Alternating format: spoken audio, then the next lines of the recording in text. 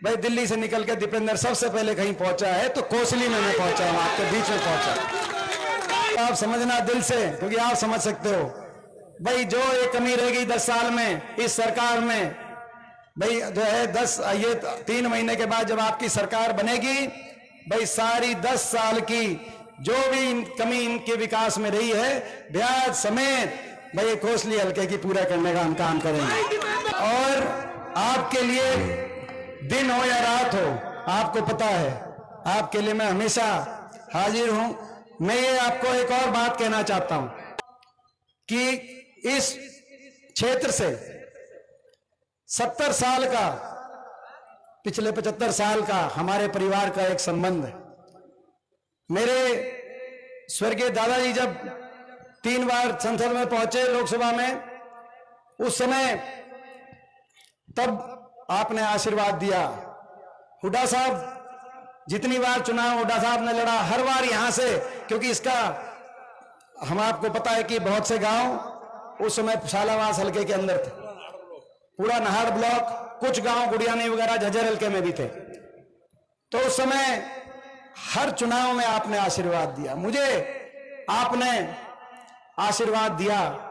ये आपने जो वर्षों का एक संबंध है उसको आपने जो है जिस तरीके से आशीर्वाद दिया है, मैं तो यही कहता हूं, मुझे नहीं पता कि भाई जो है भाई अगली पीढ़ी क्या होगी नहीं होगी, कोई राजनीति में क्या रहेगा, बच्चों का अपनी वो होती है, लेकिन मगर मैं ये जरूर कहता हूं कि भाई अपनी अंतिम सांस तक ये जो आपने विश्वास व्यक्त किया है, इस विश्वास में मैं कमी नहीं आने दूंगा।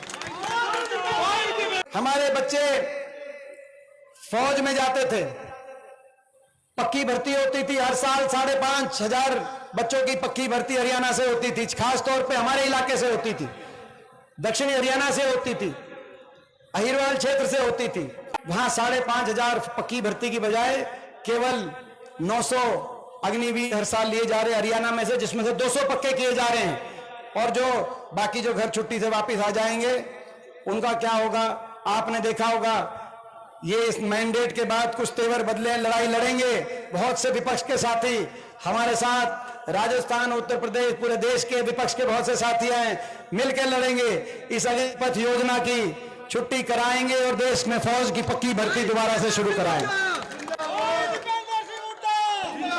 लड़ाई लड़ेंगे अहीर रेजिमेंट की गठन की, केंद्र से लड़ाई लड़ेंगे, केंद्र सरकार से मिलजुल के अहीर रेजिमेंट की गठन की लड़ाई लड़ेंगे।